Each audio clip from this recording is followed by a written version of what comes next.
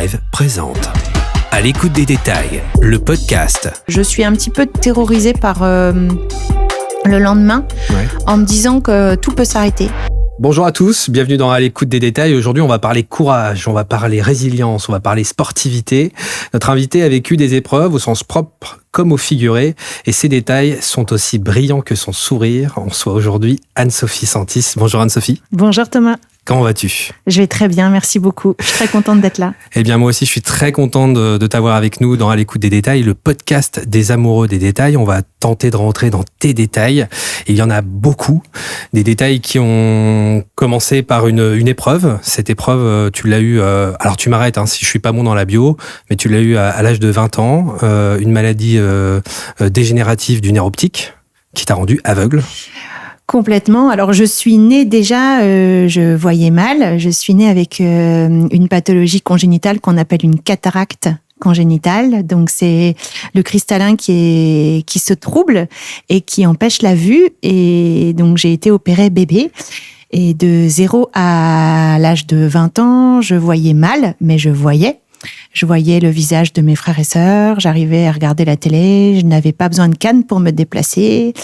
J'ai été scolarisée en milieu ordinaire grâce à la combativité de mes parents, puisqu'à l'époque, l'intégration, c'était pas la norme. J'ai jamais su lire au tableau, mais je savais lire des lettres agrandies. Et malheureusement, à l'âge de 20 ans, la maladie oculaire que j'avais déclarée après les chirurgies de cataracte, qu'on appelle un glaucome, s'est fortement dégradée. Et malgré de multiples chirurgies et de nombreux traitements médicamenteux, a été décidée une opération plus risquée que les autres. Et cette chirurgie s'est compliquée d'hémorragie rétinienne. Donc, il faut se rendre compte que quand je suis partie au bloc, je voyais encore le visage de mes parents. Et en me réveillant, j'étais véritablement dans le noir. Et c'était un risque à prendre, tu savais, tu connaissais les risques avant l'opération ? Oui, alors j'avais 20 ans, moi je mesurais à moitié les choses. De toute façon, ça ne pouvait plus durer dans le sens où j'ai été opérée. J'ai subi plus de 35 chirurgies sur les yeux. J'avais des traitements, des collyres et des médicaments qui me fatiguaient. J'avais des perfusions toutes les semaines pour maintenir la pression oculaire à un niveau le plus normal possible, mais on n'arrivait pas à le faire. Donc cette chirurgie, elle a été proposée par le professeur du service. Elle était un peu plus invasive que les autres et bien évidemment qu'on savait qu'il y avait des risques, mais il n'y avait pas d'autre solution puisque la maladie aurait fini par détruire toutes les fibres de mon nerf optique au bout du compte. Donc forcément, ça allait t'emmener vers une malvoyance complète, en fait. Ça allait m'emmener. Donc moi, c'est compliqué de parler de malvoyance parce que tout le monde voit des choses différentes. Il y a des malvoyances où les gens n'ont plus de champ visuel. Il y a des malvoyances où les gens n'ont plus de vision centrale. Enfin bon. Moi, je voyais 1/20. En gros, c'est très peu, mais pour moi, c'était énorme. J'avais des très grosses lunettes avec des loupes qui me faisaient des très gros yeux. Mais j'avais quand même une autonomie, j'aurais jamais su conduire, mais voilà, j'arrivais à lire, j'arrivais à me déplacer sans canne. Et donc, c'est vrai de passer de 1/20 à rien du tout. Ça a été extrêmement brutal et je me souviens très vite de la montre que j'avais sur ma table de chevet, une montre classique, simplement il y avait des gros contrastes et en fait, en me réveillant du bloc, j'étais plus capable de lire l'heure, ni de percevoir la lumière, ni de voir le visage de mes parents. Donc, ça a été vraiment très, très brutal. Mais de toute façon, c'est quelque chose qui aurait fini par arriver si cette chirurgie n'avait pas été tentée. Et est-ce que tu as été accompagnée quand c'est arrivé ? Quels ont été les détails qui t'ont permis de tenir debout ? C'est l'entourage, c'est les amis, c'est alors, aussi très vite, moi, je prends conscience qu'il y a quelque chose qui s'est passé. Et donc, les médecins, on les voit toujours beaucoup se pavaner quand ça fonctionne bien, mais quand ça fonctionne pas, bizarrement, ils sont moins là. Et on a un petit peu dû tirer les conclusions tout seul, puisqu'on n'avait pas d'explication claire de ce qui s'était passé, mis à part que était arrivé un scénario catastrophe. Donc mes parents, très très vite, moi je me souviens très bien de mon papa qui à mon chevet me dit on va t'aider. Et puis très vite, je suis rentrée à la maison, mais j'ai traversé une période extrêmement difficile de dépression sévère où mes parents faisaient tout pour m'aider. Moi, j'ai la chance d'avoir 3 frères et sœurs qui n'ont pas de handicap. Je suis l'aînée de 4, donc la vie a repris son cours, mais moi, j'avais la sensation de ne plus pouvoir rien faire. Tu redémarres à zéro, entre guillemets. Il faut que tu regarder la télé, ça sert à rien, on la voit plus. Même des besoins primaires comme manger, déjà on n'a pas faim parce qu'on voit pas ce qu'on mange, et au début quand on voit pas ce qu'on mange, on n'a pas faim. Et puis après quand on se décide de manger, même amener la fourchette à la bouche, c'est extrêmement coûteux en énergie, donc au bout de 3 bouchées, on arrête. Se faire joli, s'habiller, pourquoi on se voit plus, ça sert à rien. Donc tout est dénué de sens, et donc ça dure. Et puis il y a un moment, les choses, en fait, je pense que dans la vie, il y a des choix assez binaires comme ça où en fait, on a toujours le choix, et on a le choix. Moi, il y a un moment réellement où je me suis dit, tu as le choix de continuer à broyer du noir, et dans ce cas-là, même le choix de décider d'arrêter de vivre si c'est trop douloureux et si de toute façon ça ne te plaît pas. Ah, complètement. Oui, complètement. Des idées noires, bien sûr. Pas avoir envie de se coucher le soir parce que ça veut dire qu'on va rouvrir les yeux et qu'on les rouvrira dans le noir, et que par conséquent, il faudra repasser une journée et qu'on n'a pas envie de ça. Donc, bien sûr que j'y ai pensé. Ou alors cette solution-là, tout à fait. Ou alors, la deuxième solution, c'est de se remonter les manches, de se dire que la situation, elle est escalée, qu'on ne pourra plus rien y changer, et qu'on n'a pas d'autre choix que de réapprendre à vivre avec ça. Et quitte à réapprendre à vivre, autant essayer de vivre le mieux possible et le plus intensément possible. Et c'est ce que j'ai décidé de faire. Mais je pense que dans la vie, il y a beaucoup de choix comme ça qui sont binaires. Et je pense que tant qu'on le décide pas, et qu'on n'a pas envie d'aller mieux, et qu'on n'a pas envie de se bagarrer, alors parfois l'envie, elle revient avec des béquilles. Ça peut être des béquilles du soutien humain, du soutien psychologique, ça peut être du soutien médicamenteux. Les béquilles, elles sont nombreuses, mais on a beau mettre toutes les béquilles qu'on veut, si on a un moment, on n'a pas le déclic et l'envie d'aller mieux et d'entreprendre, rien ne fonctionnera. Et ton entourage, lui aussi, a participé à ça, a souffert aussi avec toi. Quand tu t'es relevé, quand tu as décidé de faire ce choix, tu leur as dit quoi ?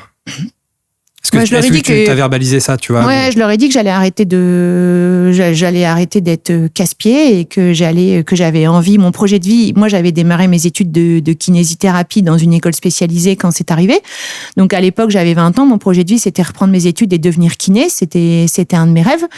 Pour redevenir kiné, il y avait 2 impératifs. Il fallait que je sache maîtriser la déambulation avec la canne blanche, parce que je concevais pas de me faire emmener tout le temps. Et deuxième élément indispensable, il fallait que je maîtrise la synthèse vocale sur ordinateur portable pour pouvoir suivre les cours. Donc, une fois que j'ai identifié ces 2 besoins-là, on a commencé à se bagarrer avec mes parents pour enfoncer des portes qui étaient encore fermées. Il y avait des délais de prise en charge de psychomotricienne pour apprendre la déambulation avec la canne blanche astronomique. Il y avait des délais pour apprendre l'utilisation de la synthèse vocale.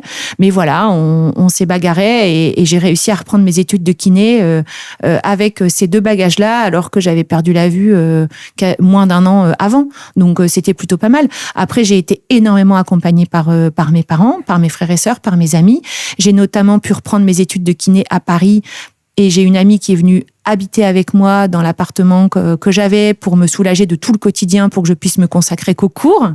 Au début, c'était très très drôle parce que j'avais pas le droit d'utiliser de la canne blanche dans les rues de Paris, donc elle devait venir me chercher.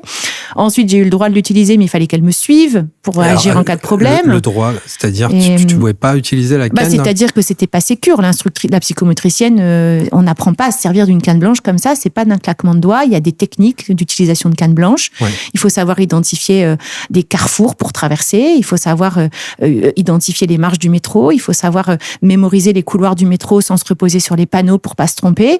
À l'époque, le métro parlait pas. Il faut savoir à quel moment on tourne dans sa rue. Et ça prend du temps et ça use. Et moi, j'avais un très très gros problème, c'est que j'étais terrorisée par le fait de demander de l'aide. Donc, j'ai mis énormément de temps à débloquer ça. Et puis donc, j'avais pas l'autorisation c'était pas assez sécure que je rentre seule et que je prenne le métro pour rentrer. Donc voilà, ça s'est fait par étapes. Et puis, il y avait des moments très compliqués quand j'ai repris mes études à Paris. Et en fait, je me forçais vraiment à pas appeler ma maman parce que j'ai la chance d'avoir 2 parents très complémentaires, un papa qui m'a toujours poussée, qui m'a toujours motivée et qui m'a toujours permis de me dépasser, et une maman qui était beaucoup plus enveloppante, beaucoup plus empathique et beaucoup plus à l'écoute et beaucoup plus maternelle. Un bel équilibre qui m'a permis de me construire et de faire d'être ce que je suis aujourd'hui. Mais de ce fait, j'avais quand même la maturité de me dire quand je vais pas bien, si j'appelle maman, elle va me dire rentre ma chérie, c'est trop dur, et j'avais pas envie de ça. Donc j'ai appelé mon papa pour être reboosté un bon coup et pour tenir le coup. Et puis à partir du moment où j'ai repris ces études de kiné, j'ai remis le pied dans un cercle vertueux. J'ai consolidé mes techniques de canne blanche, j'ai réussi à retrouver une autonomie, j'ai réussi à me servir de l'outil, à maîtriser l'outil informatique. Je reprenais des études qui me passionnaient, donc les résultats étaient là. Et je me suis plus jamais arrêtée. J'ai eu mon diplôme, j'ai rencontré mon mari, j'ai eu des enfants, j'ai réussi à trouver un poste en milieu hospitalier qui était mon rêve. Ça fait 18 ans maintenant. Et puis en toile de fond, il y a toujours eu le sport. Alors pas de haut niveau à l'époque, mais qui m'a permis de traverser toutes ces épreuves et de tenir le coup. Ça, on va y venir. Donc aujourd'hui, tu es masseur kinésithérapeute au service réanimation pédiatrique de l'hôpital Jeanne de Flandre. Du CHU de Lille, totalement. Bravo, c'est tout à fait exact. Et en plus, voilà, c'est un service qui est assez particulier. C'est de la réanime pédiatrique. Comment tu arrives parce que à la base, tu as ton diplôme de kinésithérapeute. Comment tu arrives à cet endroit-là, de la réanime pédiatrique? Alors, c'était mon rêve. Ça peut paraître un peu bizarre. Tu voulais t'occuper d'enfants? C'était vraiment le cas. Alors, m'occuper d'enfants, c'était une certitude. Ouais. Mais j'ai toujours été fascinée par le monde de l'hôpital. Peut-être parce que j'y ai été énormément quand j'étais enfant et que ça fait partie de ma construction. Mais en tout cas, j'ai toujours su que je voulais bosser à l'hôpital. J'ai toujours été fascinée par ce monde hospitalier où on soigne tout le monde, tout le temps, où on fait des rencontres extraordinaires, où on a la chance de travailler en collaboration avec plein de gens, où on apprend des choses tous les jours. C'est un monde qui m'a toujours fascinée et qui plus est, j'ai toujours été fascinée par le monde de l'aigu, de l'instabilité, de l'adrénaline, des patients qui arrivent comme ça, chez qui il faut intervenir très vite, les urgences, qu'on n'anticipe pas le plan-plan. Donc, les 2 secteurs qui m'ont toujours fascinée à l'hôpital, c'est le monde de la réanimation et le monde de la pédiatrie. Donc, j'ai commencé ma carrière en 2007 à l'hôpital Dron à Tourcoing, fort d'énormément de bagarres. Hein. La première fois que je postule à l'hôpital, on me dit canne blanche et blouse blanche, c'est pas compatible. Il faut savoir que la majorité de mes collègues déficients visuels sont en libéral, c'est beaucoup plus simple. Hein. Les patients viennent à eux, c'est pas à nous d'aller vers eux. Donc encore une fois, tu dois te battre.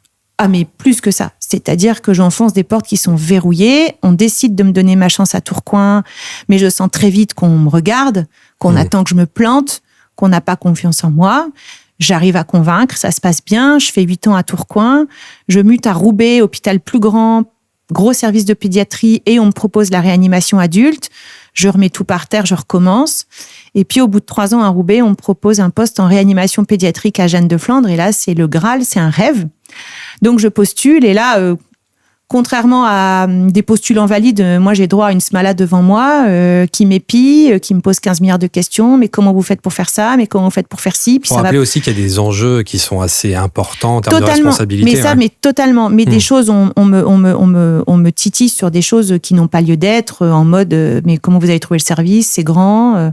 Mais ici, on écrit. C'est sûr qu'à l'ailleurs, ils écrivent pas. Des choses peut-être auxquelles on n'aurait jamais pensé pour quelqu'un de voyant. Totalement. Alors on me titille sur des choses, sur lesquelles je dois me justifier. Et après, au-delà de ça, évidemment que c'est tout à fait légitime qu'on me titille sur des choses propres à la réanimation, parce que la réanimation, c'est le monde de l'instabilité, c'est le monde de l'aigu, c'est le monde où il y a un checking visuel permanent, chose que je ne peux pas faire.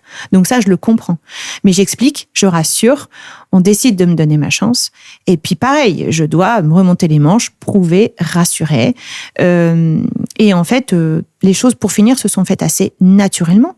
Et maintenant, j'ai le bonheur de dire qu'au bout de 7 ans au CHU, je suis Anso, la collègue kiné, et je suis pas Anso, la collègue kiné qui voit pas. Ce qui me différencie, c'est la canne blanche dans les couloirs, parce que c'est mes yeux, et par conséquent, je peux pas ne pas l'utiliser. Mais elle reste en dehors des chambres. Une fois que je suis en réanimation dans les chambres, je connais les chambres sur le bout des doigts. Je me familiarise en 2 secondes avec l'environnement de l'enfant que je connais. La plupart des parents de mes patients perçoivent le handicap visuel, mais je pense que la majorité pense que je vois un peu alors que je ne vois pas du tout. Il y en a qui perçoivent pas le handicap, et concernant ceux qui le perçoivent, qu'il y ait de l'appréhension au début des soins, je le comprends complètement, je suis maman également. Mais je pense qu'une fois qu'ils ont vu comment le soin se déroulait et surtout l'impact sur l'enfant, avec une saturation qui va augmenter, avec un enfant cliniquement qui va s'améliorer, les appréhensions s'effondrent et je n'ai jamais rencontré de problème. J'ai sur mon téléphone des logiciels d'intelligence artificielle qui me permettent de faire des photos de mes écrans de scope et de respirateur pour avoir une restitution vocale des constantes et des données de mes patients.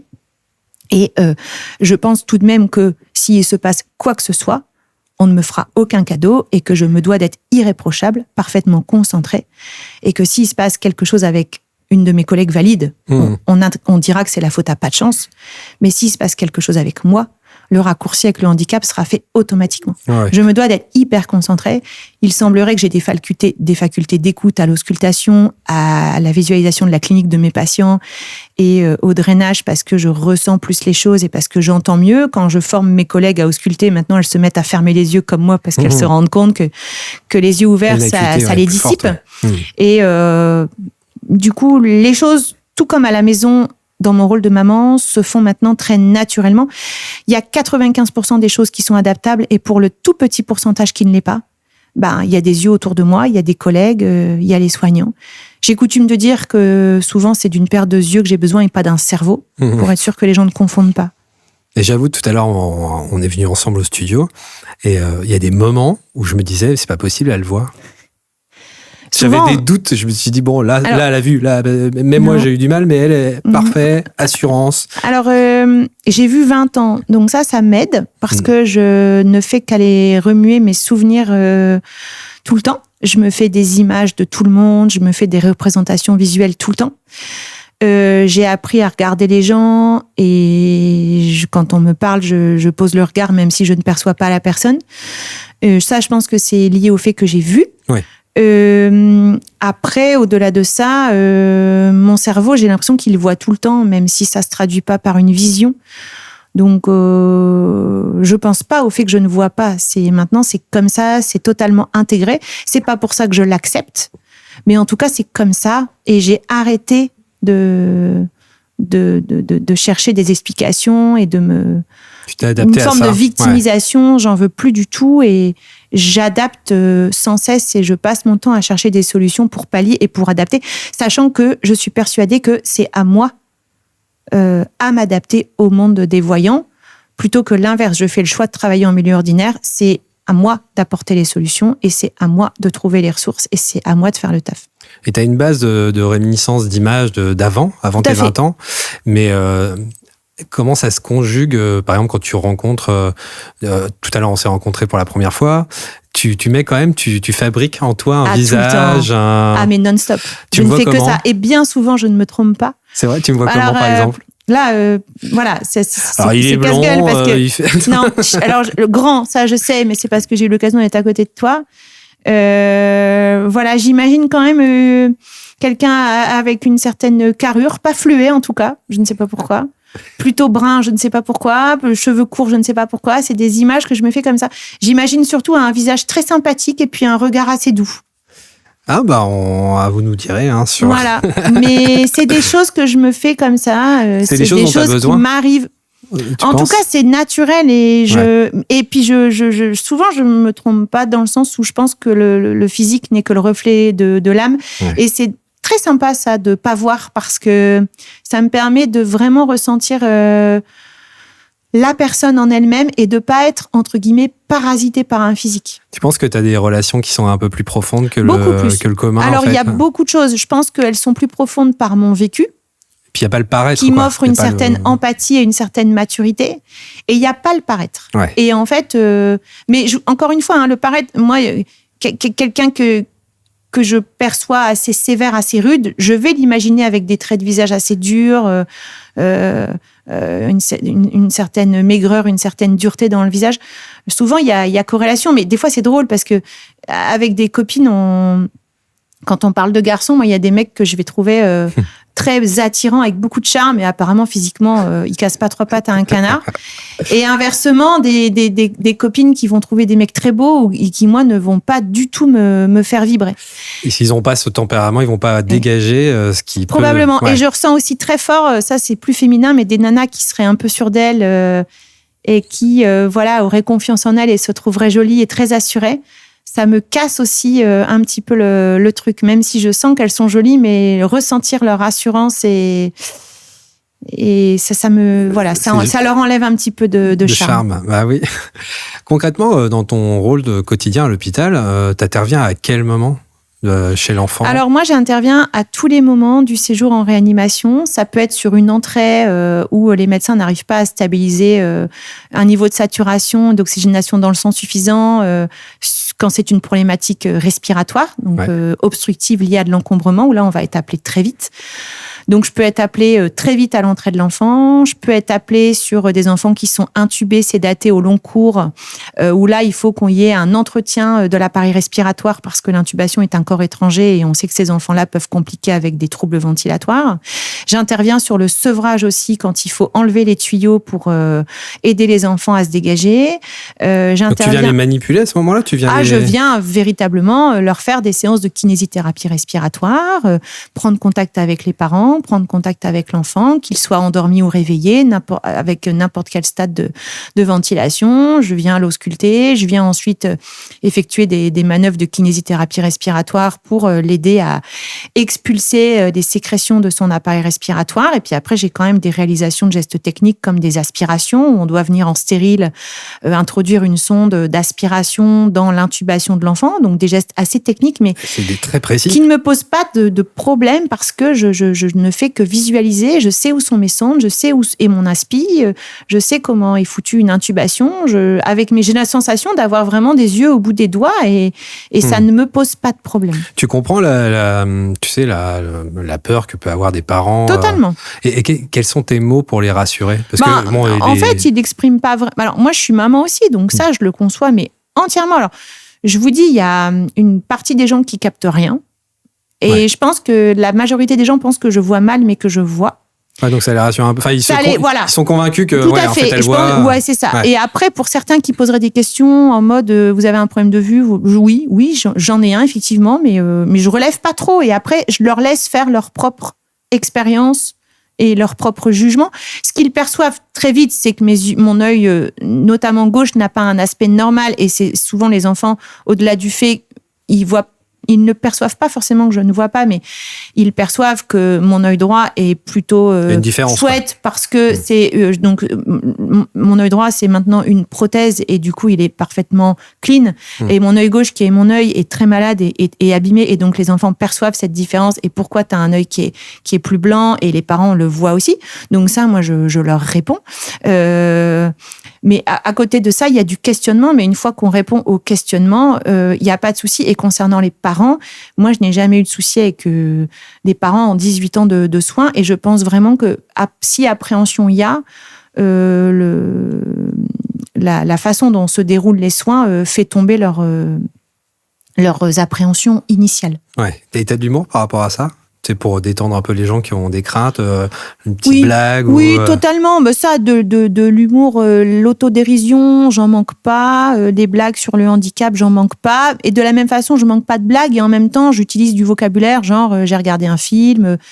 Enfin, ça, c'est des choses qui sont dans mon vocabulaire et j'aime pas du tout qu'on me dise bah non, tu l'as pas regardé, tu vois pas. C'est des choses totalement banalisées. Tu l'as regardé, mais différemment. Mais voilà, autrement. mais pour moi, c'est tout de même regarder. Et des fois, même, je pense qu'on voit mieux sans yeux qu'avec nos yeux. On voit souvent mieux avec son cœur et ses sentiments qu'avec les yeux. Moi, il y a plein de choses que les gens ne perçoivent pas. Moi, j'appelle ma sœur, ma maman, des amis. Sur le halo, je vais savoir définir si ça va, si ça ne va pas. Et les voyants ont pas souvent ce sixième sens-là. On se trahit beaucoup avec la voix ou le non-verbal. Et moi, tout ça, je le ressens beaucoup. Donc, j'ai pas la sensation d'être handicapée par le manque de vision sur ce genre de choses. ça a augmenté ta sensibilité. Il y a une autre partie de ta vie, il y en a plusieurs. Il y a le côté, il y a l'hôpital. Oui. On va y venir, il y a le sport. Et puis il y a le côté aussi la vie quotidienne, parce que t'es maman, tu l'as dit, de 2 garçons, je crois, c'est ça? 2 garçons qui ont maintenant 16 et 10 ans. Et je dirais que la parentalité, ça a été et ça reste le plus gros défi de ma vie. Ouais. Au-delà du sport de haut niveau et du travail en milieu ordinaire. Énormément d'appréhension. J'ai traversé des moments, à la naissance notamment de mon fils aîné, très compliqués, où véritablement, pour être un petit peu trivial, je me suis repris le handicap dans la figure parce que je me suis remise à fixer sur tout ce que je ne pouvais pas faire avec cet enfant. Tu t'es auto-jugée ? Je me suis, au-delà de m'auto-juger, je fixais sur ce que je ne pouvais pas faire et je n'étais plus consciente de tout ce que je faisais. J'étais fixée sur le fait que je ne pouvais pas sortir avec mon enfant en poussette. J'étais fixée sur le fait que je ne pouvais pas percevoir son visage et donc pas ses expressions. Voilà. Alors qu'en fait, je faisais plein de choses, mais c'était pas intervenu avant, tu sais, avant quand on se dit, bon, allez, on va avoir un enfant. Non, pas trop. Pas trop. Alors, je savais qu'il y avait des choses à adapter et il existe à Paris une institut de puériculture où on va et où il y a un secteur pour l'aide à la parentalité des parents porteurs de handicap. Donc, il m'avait vachement aiguillé, il m'avait fait faire des choix de matériel de puériculture spécialisé. J'avais même pu toucher des échographies en 3D ou en relief pour pouvoir me rendre compte du bébé. Il y a beaucoup de choses qui sont mises en place, mais c'est vrai que j'avais pas conscience de tout ça. Et en fait, un bébé, avant de parler, ça communique exclusivement avec le regard. Ouais. Et donc là, je me suis sentie vraiment en difficulté par rapport à ça et en souffrance avec le fait que je ne pouvais pas sortir de la maison avec mon enfant. Et quand on a un bébé qui pleure beaucoup, on tient le coup en prenant l'air. Et j'avais pas accès à ça. Donc, ça a été très compliqué. Mais après, pareil, quand ils commencent à bouger, moi, je peux pas les surveiller à distance. Donc, je devais toujours les suivre. Donc, je passais ma vie à 4 pattes. J'avais mal partout. On imagine bien, on est toujours, on a peur qu'il tombe, on a peur mais sauf qu'un voyant va réguler à distance, et pas moi. Moi, pour réguler, il faut que je touche. Donc voilà, c'était difficile, mais encore une fois, on a pris les choses une après l'autre avec mon mari. Il y a eu l'entrée à la crèche, après il y a eu la peur du jugement, à l'école, il y a eu plein d'étapes. Maintenant, il a 16 ans, il est en première. Son frère a 10 ans, ils ont complètement adapté leur gestuelle à ma cécité. C'est comme au travail, c'est plus un sujet. Ils savent que je vais pas pouvoir les conduire en voiture, mais c'est pas un sujet. Et mon petit garçon, quand il veut me faire découvrir un dessin, il me prend l'index et il me fait faire le contour. Et quand mon grand, il a un problème avec ses devoirs, instantanément, il va me lire ce qui lui pose problème. Il va pas me montrer la feuille. S'il y a plus de sujet, voilà. Par contre, ce dont je suis certaine, c'est que, effectivement, je me suis toujours dit que, comme au travail, s'il se passait quoi que ce soit avec mes fils, le raccourci avec le handicap serait fait. Si mes fils avaient eu des soucis d'apprentissage ou que je leur avais mis une chaussette rouge, une chaussette blanche, on aurait fait le raccourci avec ma cécité. Alors que si un parent lambda fait ça, on va rigoler, on va dire qu'il était mal réveillé. Donc, j'ai toujours considéré que... T'es toujours confronté à ça, je devais à ce jugement. Mais j'en suis certaine. On est moins tolérant, alors que ça devrait être l'inverse quand on y pense. Mais toi, tu ressens, parce que nous, on a cette idée-là, quand je dis, genre les gens qui vont dans leur vie, qui n'ont pas du tout de handicap, qui n'y pensent pas forcément, parce que voilà, la vie est la même pour tout le monde, ça va très vite, on est dans un espèce de flux, de flow. On aurait tendance à penser justement à la tolérance, mais en fait, pas du tout. Non, il y a une vraie intolérance parce qu'il y a une méconnaissance. Ouais, et la méconnaissance fait peur. Et quand on a peur, on est con et on est blessant. Et en fait, c'est un de mes combats. Et si je peux profiter de ma micro-notoriété avec mon palmarès sportif pour informer, former, aller dans les écoles, dans les entreprises, je dis jamais non parce que c'est à nous de faire le taf et c'est moi qui dois communiquer et qui dois montrer aux gens que c'est possible et qui doit expliquer aux gens que en fait quand on a la volonté on peut déplacer des montagnes et le handicap il est adaptable dans beaucoup de ses largesses et on peut vivre, bosser et être parent avec un handicap quand on le désire. C'est comme pour les valides, le bonheur, il tombe pas du ciel. Ouais. Il faut aller le chercher, il faut se bagarrer pour, mais il y en a pour nous aussi. À nous d'aller le chercher. Et au niveau du monde du travail, il y a des salariés incompétents qui sont valides, des salariés qui sont compétents et valides, et il y a des salariés incompétents handicapés, et il y en a des compétents handicapés, et il n'y a pas de débat là-dessus. On arrive au sport. J'ai lu que il y avait quelque chose qui m'avait touché. C'était que ton mari t'avait offert un tandem à l'époque. Oui. Comment c'est né l'engagement dans le sport? T'as fait du sport avant? En fait, moi, le sport, ça a toujours été une vraie béquille pour moi. Quand je suis partie à l'Institut national des jeunes aveugles, j'avais 14 ans. Ça a été un internat subi parce que la région Hauts-de-France n'avait pas de financement pour maintenir une intégration au niveau lycée. Et j'étais capable de passer mon bac. Et quand je suis arrivée en internat, c'était très douloureux et j'ai découvert l'escalade. Et l'escalade m'a permis de tenir dans l'institut et de passer mon bac. Donc, je me suis mise à m'entraîner. J'avais des facilités physiques. J'avais déjà fait du sport en amont. J'ai commencé à avoir des titres nationaux en escalade. Et l'escalade m'a permis de tenir. Ensuite, j'ai fait du para-athlétisme, donc en étant guidée, puisque quand on ne voit pas, on a des guides. On est tenu par une corde et on peut courir. J'ai eu des titres de championne de France aussi en athlétisme, en course à pied sur piste. Et le vélo, ça a toujours été pour moi une vraie passion. Quand je voyais mal, je faisais du vélo. J'étais passionnée par ça. Et il est vrai que quand j'ai perdu la vue, j'ai rencontré mon mari un peu de temps après. Et donc, le premier cadeau qu'il m'a fait, c'est un tandem pour qu'on puisse rouler. Et donc, le vélo m'a toujours permis de m'aérer, de prendre l'air, de me dépasser, de monter un peu le cœur. Et pour moi, le sport, ça a toujours été un exutoire parce que on fait tellement face à des indélicatesses de la part des gens qui parfois ne le font pas pour blesser, mais on le subit. Eh bien, on a besoin d'exorciser tout ça. Et moi, ça m'a toujours permis de canaliser une grande nervosité. Et donc, voilà, le vélo a toujours été au fond. Le sport, alors pas en sélection nationale, mais à un niveau amateur élevé, a toujours été présent. Et quand on me fait la proposition en 2021 de rejoindre l'équipe de France de paracyclisme, j'hésite pas une seconde et j'en suis ravie. Paracyclisme, tu as fait les JO, c'est énormissime. Oui. Donc là aussi, tu as accompagné, tu as une copilote qui s'appelle Élise, je crois. Alors, entre 2021 et 2024, ma pilote, elle s'appelle Élise Delzehn. Ouais. Donc, en tandem, il y a la pilote à l'avant, l'athlète handi à l'arrière. Nous, notre nom international, c'est les stockeuses.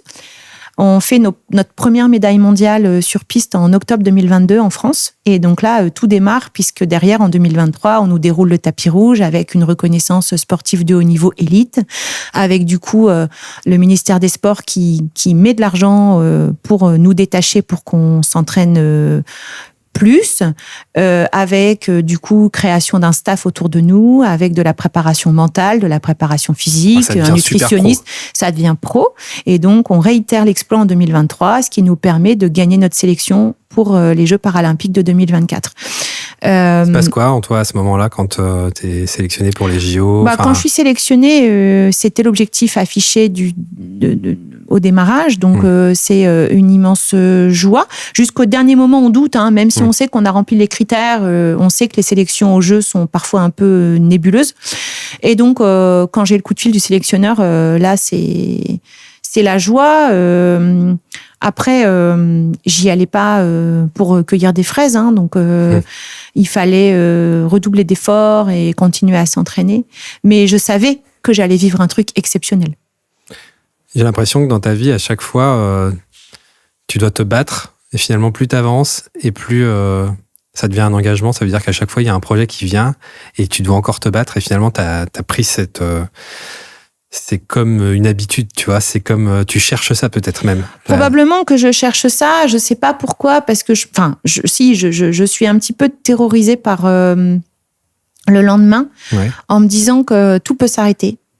Et qu'on ne sait pas de quoi demain est fait et que par conséquent, tant que ça va, il faut profiter à fond et saisir toutes les opportunités que la vie nous offre. Ouais. Et c'est vrai que je suis un petit peu obnubilée par le fait qu'il faut vivre à 1000% et que quand on fait quelque chose, il faut le faire à fond. D'autre part, le fait de travailler dans un service si compliqué me permet de relativiser énormément. Et moi, quand je sors de Jeanne de Flandre, je me dis toujours que j'ai énormément de chance d'aller bien et de faire ce que je fais. Et ça me donne encore plus la force d'aller loin. J'ai déjà pensé à l'après, puisque j'ai eu la chance de participer à une Paralympiade.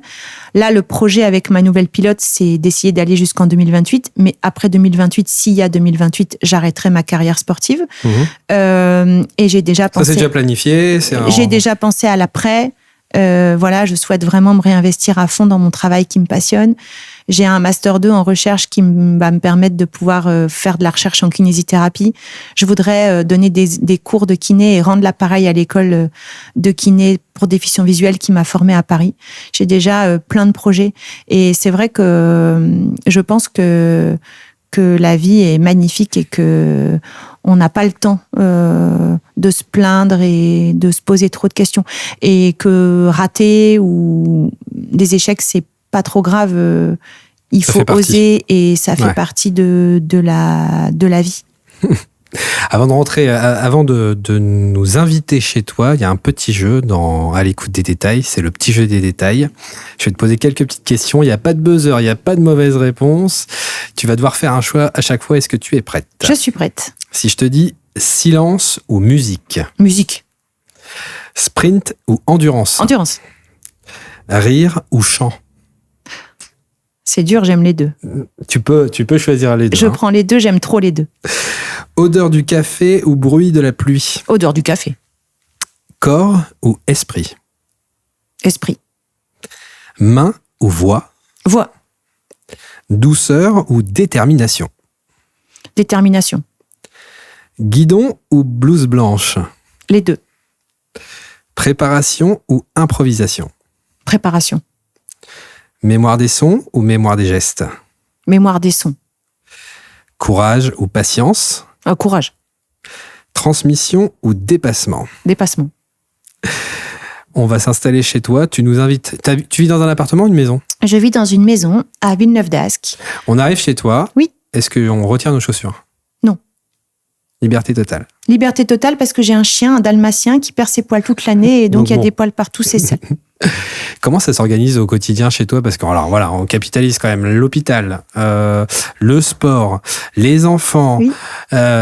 C'est un planning de fou furieux. C'est un planning de fou furieux. C'est lever 6 heures, fin de journée à 21h après avoir travaillé et après m'être entraînée et après avoir mangé, partagé le repas avec mes fils et mon mari, ouais. C'est important pour toi, ce temps quand même familial, dans toutes tes activités? J'essaye de tout conjuguer au mieux. En ne lésant personne, je suis rongée par la culpabilité dans plein de domaines. Ouais. C'est pas toujours évident. Je culpabilise quand je vois pas mes fils et mon mari. Je culpabilise quand je suis pas au taf parce que je m'occupe pas de mes patients et que ça repose sur mes collègues. Et je culpabilise quand je performe pas assez sur le vélo parce que je me dis que j'ai pas fait ce qu'il fallait. Donc en fait, c'est un équilibre fragile entre les 3 pans de ma vie, avec beaucoup de culpabilité, beaucoup de tourments. Pour optimiser ça, ça nécessite une organisation et une anticipation hors pair. Déjà, avec la cécité, c'est obligatoire, mais avec les exigences de ma vie de sportive de haut niveau, de maman et de femme au travail, c'est indispensable. Et les journées sont extrêmement chargées, mais ça me plaît. Et les week-ends sont également bien chargés puisque c'est là où je m'entraîne le plus et où en même temps j'anticipe la semaine marathon avec le travail. Donc le frigo est plein, les repas sont planifiés, le travail des garçons est fait et les bacs à lessive sont vidés de façon à pouvoir la semaine me consacrer à mon travail et mes entraînements. Donc ton secret, c'est quand même l'orga, quoi qu'il arrive. Mon secret, c'est l'organisation, quoi qu'il arrive. Il y a des choses qui par conséquent également un rangement optimal dans le domicile. Les choses m'aident. J'ai la chance d'avoir une bonne mémoire et mon mari a coutume de dire que je suis son agenda. Donc j'ai quand même la chance d'avoir beaucoup de tiroirs dans ma tête et de pouvoir avoir quand même un cerveau assez ordonné et de pas faire trop de boulettes. C'est arrivé pas aussi par la pratique et la force des choses. Tu dois t'orienter chez toi. Est-ce que tu as des objets qui t'aident au rangement, des meubles particuliers ou des choses que tu adores dans, tu sais, tout ce qu'on peut avoir en termes d'orgas à la maison, et des choses que tu détestes, tu sais, qui ne sont pas du tout aidants. Alors moi, je suis une fan de déco et je ressens très fort les ambiances intérieures et j'ai besoin de me sentir bien dans mon intérieur. J'ai besoin de sentir de la chaleur, mais aussi de la netteté, du rangement et de la propreté parce que la poussière, moi, je la visualise pas, mais je la touche. Ah oui. Et je pense que je suis plus intransigeante au toucher qu'au visu. J'aime les objets de décoration. J'ai une grande bibliothèque qu'on vient de repeindre en blanc cassé, sur laquelle j'ai beaucoup de vases, beaucoup de bougies, beaucoup de photos. Je sais les photos qui sont positionnées, pourtant je ne les perçois pas. J'ai un salon avec un canapé d'angle en cuir chaleureux, des belles tables basses et un tapis pour un coin cosy. Mais évidemment qu'il y a tu l'imagines, tu sais, quand tu tout veux est faire dans ma tête. Je connais la couleur de mon carrelage, je connais la couleur de mon tapis. Quand je choisis un objet de déco, j'ai besoin de me dire telle couleur ça va aller. Quand je rechoisis des plaids pour le canapé, je dis non mais attends, si c'est cette couleur-là, ça fera une couleur en plus, ça ne va pas. Il faudrait dans ces tons-là pour que ça soit bien. Je m'imagine tout. J'ai vraiment tout dans la tête. Comme la mode, je suis une fan de mode et je crée mes tenues aussi. Alors j'ai besoin de personnes qui me connaissent bien et qui me décrivent bien les couleurs. Et là, ça se corse, c'est très rigolo, c'est que personne ne voit jamais les mêmes couleurs. Mais et tout de même. Après, bien sûr que j'ai des objets facilitants. J'ai mes petites pinces à chaussettes parce que je m'occupe du linge et les chaussettes dépareillées avec la cécité, c'est compliqué. Ouais. Donc les chaussettes sont sur des pinces pour que je puisse repositionner les paires. Ouais. J'ai une balance parlante pour la cuisine, un pèse-personne parlant pour mes impératifs de nutrition. Après, non, j'ai des commodes comme tout le monde, mais c'est parfaitement bien rangé. Mes piles sont alignées et je connais aussi bien dans mon armoire que celle de mes fils. Si je touche un de leurs vêtements, je sais lequel je touche. Ah, tu connais tout sur le bout des doigts. Je connais tout. Je touche un t-shirt ou un pull, je sais lequel je touche. Donc ça, c'est au prix d'un rangement impeccable, puisque si on met le souk dans mes piles, ça va être plus compliqué. Après, les choses que je déteste, c'est le tactile. Les nouvelles technologies, elles nous rendent énormément de services avec des logiciels d'intelligence artificielle qui nous facilitent la vie. Mais à contrario, l'obsession du tactile peut nous mettre en difficulté. Quand j'ai un appareil électroménager qui tombe en panne, maintenant il y a énormément de choses qui sont totalement tactiles et si c'est pas équipé de synthèse vocale, je ne peux pas m'en servir. Donc je cuisine au gaz parce que ce sont des boutons que je peux tourner, mais les plaques à induction halogène, je ne peux pas m'en servir. Les les lave-linges tactiles, je ne peux pas m'en servir. Il me faut encore un bouton avec d'écran. Et ça, il y a personne qui accompagne. Il y a absolument. Tu t'en rends compte que à l'utilisation. Je me rends compte à l'utilisation en disant je ne peux pas m'en servir. Et ça, c'est très compliqué. Les nouveaux lecteurs de cartes tout tactiles, ça nous met vraiment dans la galère. Et ça, c'est des choses qui sont pas prévues et qui sont pas anticipées. Donc, qui sont pas pensées. Qui sont pas pensées. Et pourtant, il suffirait de pas grand-chose. Les deux gros exploitants de téléphones, iOS et Android, ont mis sur tous leurs smartphones une reconnaissance vocale, une synthèse vocale. Donc, bien sûr, il faut être formé pour s'en servir, mais c'est possible. Le fabricant de lave-linge, il pourrait très bien équiper son lave-linge d'une synthèse vocale. Et puis, quand je touche l'écran, il me dit quel programme je touche. Ouais. Mais ça n'est pas fait. Ou mettre simplement des boutons un peu mécaniques. Ou mettre des boutons mécaniques, mais ça n'est pas fait. Donc ça nous met en difficulté. Sur le téléphone, je me rends pas compte, en fait, sur le tactile, sur le téléphone, tu navigues... n'importe qui peut... la synthèse vocale, elle est inclue maintenant gratuitement dans tous les smartphones. Et donc, ça va être une combinaison de gestes tactiles, soit avec des tapes, où on va venir taper l'écran, 1 fois, 2 fois, 3 fois, 4 fois, avec un nombre de doigts défini, ou des manœuvres circulaires, ou des manœuvres de traits tirés, et on va comme ça commander la synthèse vocale. Et sur mon smartphone, j'ai accès à tout. La seule chose encore un peu limitante, c'est la description de photos, même si les intelligences artificielles font des énormes progrès. Donc, on n'a vraiment aucune limitation sur les smartphones. Ça t'y compte beaucoup sur l'intelligence artificielle parce que Énormément. Ça nous permet, là, quand je perds la vue il y a 20 ans, il faut dépenser énormément d'argent pour faire parler un téléphone et on n'a que les commandes de base. Et là, maintenant, on a accès à tout et on a des logiciels d'IA. Moi, quand j'ai une restitution vocale de mon scope, j'en suis toujours ébahie et trop heureuse de pouvoir avoir accès à cet écran. C'est quand même assez incroyable. Et ça sera de plus en plus Et ça sera de plus en plus. Et et tu penses qu'il y a des gens qui sont porteurs de handicap qui aident ces structures-là ou c'est un petit peu... je sais pas si tu es au courant de ça, tu vois, mais est-ce que ou toi tu pourrais justement aider les fabricants à leur dire les gars, c'est pratique. Moi, je demande que ça. Alors bien sûr, là, on est dans le domaine de l'habitat, du rangement, tout ça. Il y a énormément de choses qui pourraient être faites pour nous faciliter la vie. Faut quand même rappeler qu'il y a énormément de personnes âgées qui sont très déficients visuels, voire aveugles, avec la dégénérescence maculaire liée à l'âge, qu'avec le vieillissement de la population, ça se majore, qu'il y a de plus en plus de myopes sévères avec l'hyperexposition aux écrans. Et par conséquent, il y a un vrai besoin. Et moi, je suis confrontée tous les jours à des choses où je me dis, mais si ça avait été pensé en amont, ça profitera à tout le monde. Ça profitera à tout le monde et ça serait facile.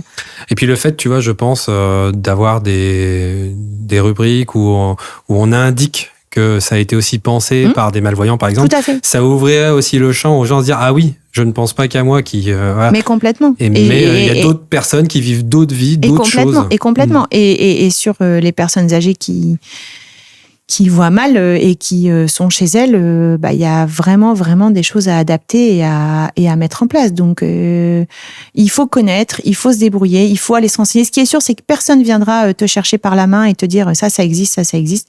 Il faut faire des démarches, il faut se réinventer tous les jours, il faut creuser, il faut aller chercher les infos.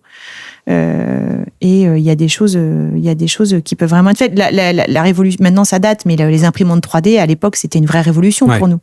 Moi on a pu imprimer en 3D le fœtus que j'avais dans le ventre pour que je puisse l'appréhender. Et à l'époque ça date d'une 15aine d'années, mais c'était révolutionnaire pour nous. Après moi très honnêtement, je me nourris de ce que j'ai vu et j'ai eu la chance de beaucoup voyager avec mes parents. Je sais ce que c'est qu'une eau cristalline, je sais ce que c'est qu'une barrière de corail. J'ai vu tout ça et c'est des souvenirs qui sont gravés et je suis tellement contente d'avoir pu vivre avant. Cette base-là, oui. J'ai cette base-là et c'est ça qui m'imprègne, c'est que je continue à me dire qu'il faut vivre parce que les choses peuvent aller moins bien, mais c'est sûr que il y a tellement de choses qu'on peut améliorer. Ça devient de nos jours tellement compliqué de déambuler avec une canne blanche sur des trottoirs. Il y a des travaux partout, il y a des poubelles partout, il y a des poteaux partout, des voitures mal garées. Et quand on a une cécité et qu'on voit absolument rien, en fait, c'est la canne qui nous sert de Dieu. Et donc la canne vient taper sur le moindre obstacle et c'est usant parce qu'on peut plus faire 3 pas sans être confronté à un obstacle. Et ça devient très très très compliqué. Donc il y a plein de choses à tu veux dire qu'il y a aussi ce côté où tu es dans une crainte un peu constante quand tu es dans un milieu urbain? Un milieu urbain avec une cécité, on est toujours sur l'arrière, on a peur de ce qu'il y a devant nous. Et puis, tu rajoutes au fait que l'espace public est de moins en moins accessible. Il faut rajouter à ça l'individualité des gens. Les gens qui ont la tête baissée sur leur smartphone en permanence et qui ne perçoivent maintenant même plus que quelqu'un arrive avec une canne blanche devant eux. Ouais.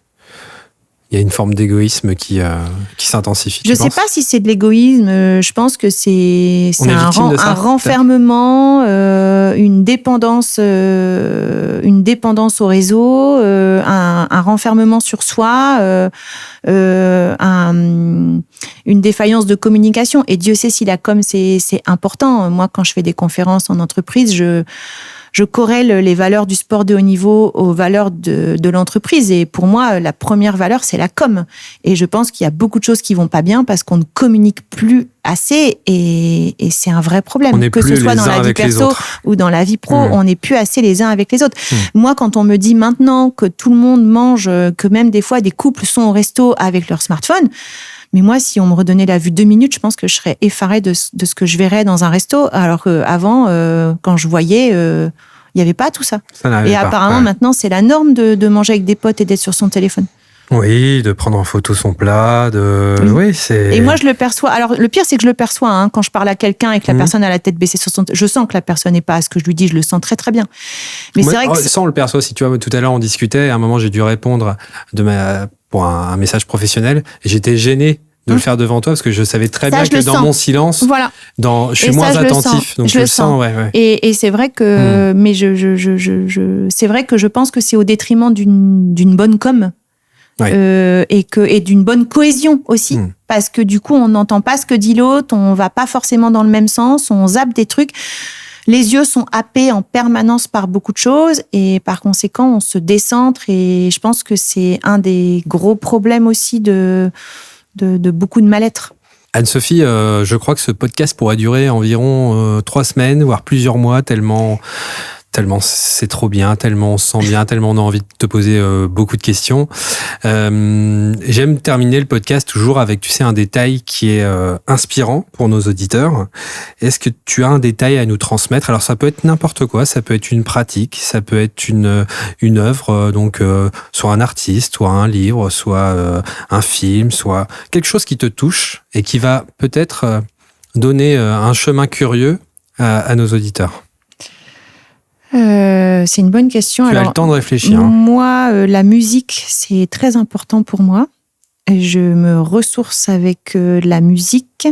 J'ai des goûts très éclectiques. Je peux écouter du classique, du jazz des années 80, du rap, de la variété française, du R&B, mais en tout cas, la musique pour moi et le chant, je chante à peu près tout le temps aussi, me permet, tout comme le sport, d'exorciser beaucoup de choses et de m'apaiser ou alors de me défouler.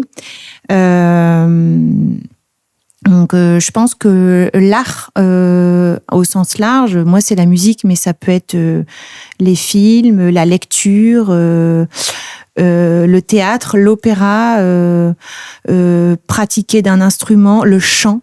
Peut vraiment adoucir la vie et rajouter quelque chose. Je dirais que c'est important de prendre du temps pour soi et que même si on a des vies de nos jours qui vont à 1000 à l'heure, il faut pas se perdre et il faut être proche de ce qu'on a envie au fond de nous, ce que nous dit notre cœur plus que ce que nous dit notre tête. Il faut pas trop subir, il faut se réinventer et aller chercher le bonheur. Et je pense que une des clés du bonheur, c'est de se ménager du temps pour soi. Est-ce qu'il faut s'écouter? Que ce soit Alors moi, bien sûr, je suis pro-sport, donc je vais dire que oui, il faut faire une activité physique parce que c'est bon pour la santé. Parce que ça permet de se décentrer, parce que ça permet de relativiser beaucoup de choses et parce que ça permet aussi de quitter ce quotidien. Il faut s'écouter de temps en temps, effectivement, parce qu'on n'est pas des machines. Et que pour rester fort mentalement, il faut être bien physiquement.